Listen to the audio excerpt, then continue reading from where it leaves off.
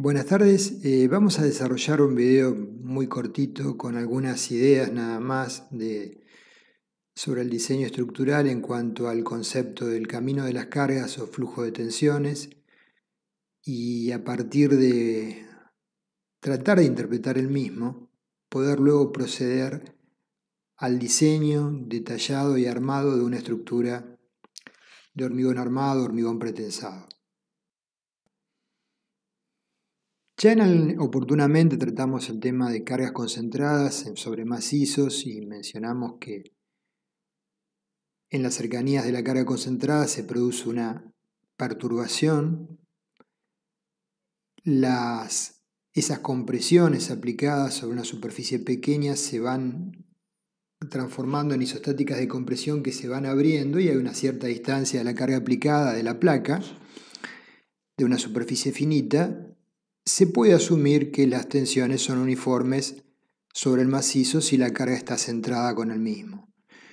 Esto implica que esas isostáticas de compresión siguen una trayectoria como la de la curva de la derecha, en donde tienen un tramo cóncavo y un tramo convexo, a partir de un punto de inflexión. Donde tienen el tramo convexo, para generar justamente la apertura de las mismas y las tensiones uniformes en una sección dada, eso genera la aparición de fuerzas isostáticas de tracción normales a las anteriores, sigma I positivas, en línea completa, negra, y por ende la identificación de cualquier presencia de tensiones de tracción derivadas de cargas nos obliga a evaluarlas y a definir armaduras para tomar esas tracciones.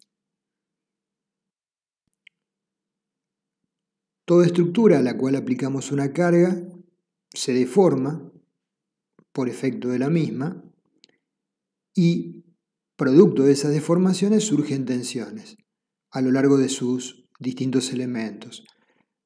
Cuando son, por ejemplo, originadas por flexión y corte, originan tracciones por flexión en una cara y compresiones en la otra, como vemos, por ejemplo, en el pórtico de la figura.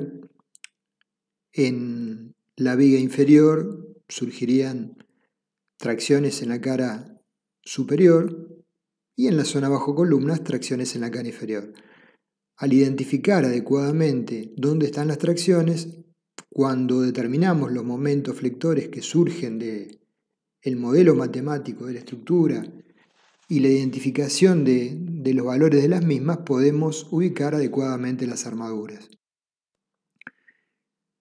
El interpretar el camino de las cargas a veces es tan simple como esto. Esto es un puente arcos con un tablero suspendido por elementos tensores o péndolas, el tablero suspendido del arco. Entonces las cargas se aplican sobre el tablero en rojo, se transmiten por vigas transversales en naranja a las péndolas, y las péndolas, solicitadas a tracción, las elevan hacia el arco, y el arco en verde, con tensiones dominantes de compresión, pero pueden ser seguramente de flexo-compresión, con excentricidades reducidas, las transmiten a los apoyos. Entonces sería esquemáticamente el camino de las cargas que tanto hablamos, va en una estructura muy sencilla, donde intuitivamente uno comprende rápidamente cómo es. En la época anterior a la aparición de los ordenadores, el cálculo era, por supuesto, manual, y por tanto era laborioso, y los ingenieros normalmente se inclinaban por proyectar estructuras que entendían o comprendían bien cómo trabajaban.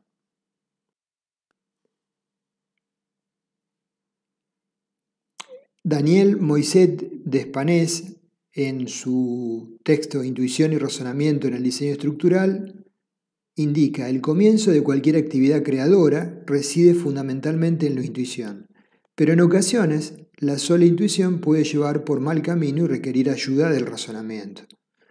Con un mutuo control entre intuición y razonamiento y simples cálculos aproximados, podemos llegar a plantear estructuras exitosas si entendemos su comportamiento.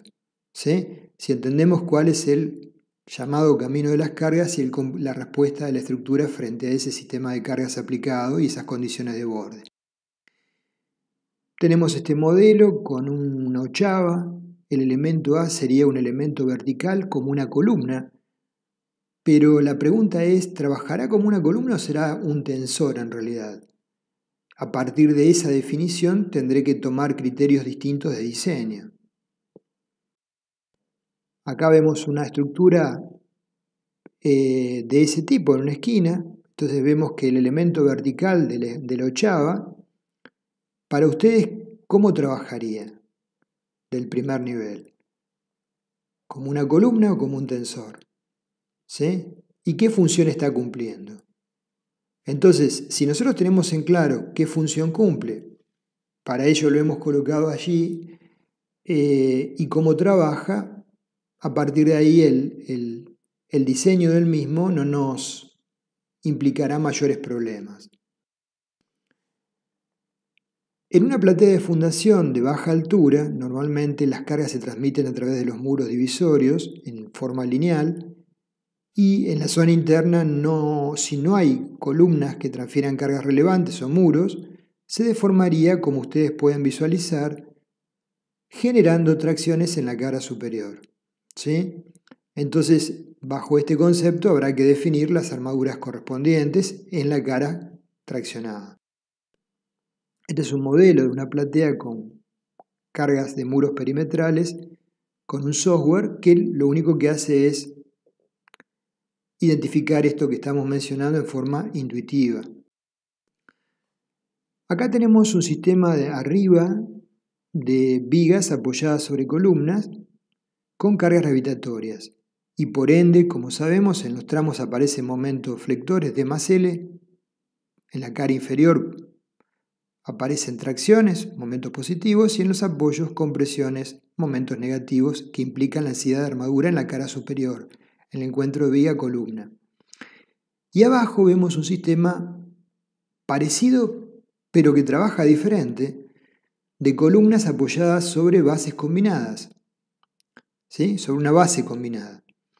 Entonces, ¿cómo es el trabajo acá para esta situación? Bueno, las columnas le transmiten la carga a la base y la base la transmite al suelo de fundación sin superar las tensiones admisibles si hablamos de cargas de servicio, ¿no?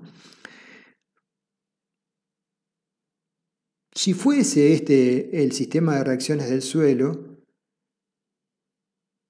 y si no fuese exactamente este, pasaría algo igual, ¿cómo armamos esta viga de fundación, esta base combinada? ¿Con el mismo criterio que la anterior? No, naturalmente no. Lo que están surgiendo son momentos positivos bajo las columnas aplicadas y el requerimiento de armadura en esa zona, y momentos negativos en los tramos entre columnas y por lo tanto armadura superior en la zona entre columnas. Entonces, tenemos que tener claro cómo se deforma la estructura y dónde requerimos colocar las armaduras. Esta es una base combinada sin nervios, donde se visualiza la deformada y el requerimiento, como dijimos recién, de armaduras bajo columnas, ¿sí? Y en la zona entre columnas superior, cumpliendo naturalmente con el reglamento que trabajemos con las cuantías mínimas. Entonces acá estamos repitiendo ese esquema, dos columnas, una base combinada, y en la sección interna nos preguntamos ¿dónde coloco la armadura de flexión? Bueno, naturalmente va a ser en la cara superior. Donde el flujo de carga sufre perturbaciones, van a existir zonas a estudiar en el diseño y son zonas que particularmente tenemos que evaluar su armado y detallado. Entonces, por ejemplo, las isostáticas en negro son de compresión, en blanco son de tracción. Las cargas al transferirse de la cara superior a la inferior y existir ese hueco o apertura, sufren una apertura las isostáticas y nuevamente aparecen isostáticas de tracción que van a requerir el estudio y la definición del armado correcto de esa zona. Las articulaciones de hormigón, estudiadas a comienzos del siglo pasado por Freycinet, Mesnager, con diferentes enfoques, ¿sí? Izquierda y derecha, definían justamente aspectos simples de transmisión de cargas concentradas y la apertura de las mismas luego de la transmisión de las cargas a través de ese paso que se definía de sección muy limitada para que se plastifique el hormigón y le dé una cierta capacidad de deformación por encima de lo normal y sea más dúctil y permite un giro relativo, transformándose en una articulación. Pero para que todo eso funcionara correctamente, entre otras cosas, había que armar adecuadamente ambas zonas extremas de la articulación con una armadura transversal para que tome las tracciones de hendidura. Acá vemos diferentes detalles de encuentros de losas o elementos tabiques y armados a la izquierda incorrectos y armados a la derecha correctos. Cuando hablamos de incorrectos es porque hay tracciones que las armaduras generan que tienden a apoyarse en un recubrimiento de hormigón, o sea, en el vacío, ¿sí? Entonces, los armados de la izquierda son armados que no debemos ejecutar. A veces aparecen estructuras medias pintorescas como la que vemos, en donde surge alguna columna algún elemento de hormigón, no sabemos qué es, que no sabemos muy bien tampoco qué función cumple, salvo que sea ornamental, nada más, porque está básicamente vinculada a una losa del piso inferior y una losa del piso superior, sin más que eso. Entonces, cosas curiosas. Cuando uno ve este tipo de cosas, debería preguntarse si tenemos que hacer un trabajo sobre esa estructura, naturalmente, y nos comprometemos con la seguridad de la misma. ¿Qué función está cumpliendo ese elemento particular que estamos visualizando, que a priori es por demás raro? En ocasiones hay circunstancias que exceden las condiciones de diseño planteadas y que generan que la estructura tenga que reacomodarse y trabajar de una forma diferente a la que le hemos pensado. Por ejemplo, la desaparición física de una columna por una explosión, por el impacto de un vehículo, que originarían una redistribución de cargas a elementos contiguos. Entonces, en estos casos, en casos de estructuras particulares que requiramos este estudio, es un tema que hemos desarrollado en los videos sobre colapso progresivo. Hay métodos para abordarlo y tener un grado de seguridad mínimo adecuado para evitar al menos el colapso general de la estructura. También en los modelos, esto lo hemos desarrollado cuando vimos la clase de bielas y tensores, hay elementos, por ejemplo tipo columna como en este edificio, que por sus características de relaciones geométricas no van a cumplir la hipótesis de Bernoulli-Navier y por ende el diseñarla como una columna, como un elemento lineal, no va a ser lo adecuado, ¿sí? Tendremos que pensarlo de otra forma. Una forma de pensarlo adecuada puede ser el enfoque de bielas y tensores, ¿sí? Mediante bielas comprimidas que representan el hormigón y elementos tensores que van a ser las armaduras que coloquemos para tomar esas tracciones que surgen y permiten transmitir las cargas del nivel superior al nivel inferior.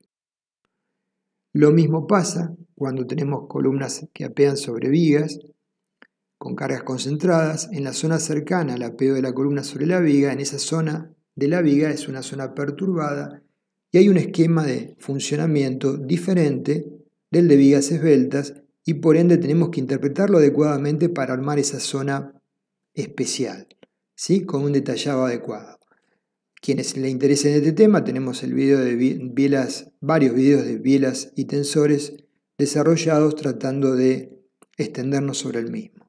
Bueno, no me quiero prolongar más este video, no deseo prolongar más este video, así que lo cortamos acá. Era simplemente reflexionar sobre este tema que parece tan trivial, pero muchas veces si no lo tenemos en claro en la estructura que estamos estudiando nos puede originar algún tipo de problemas. Gracias.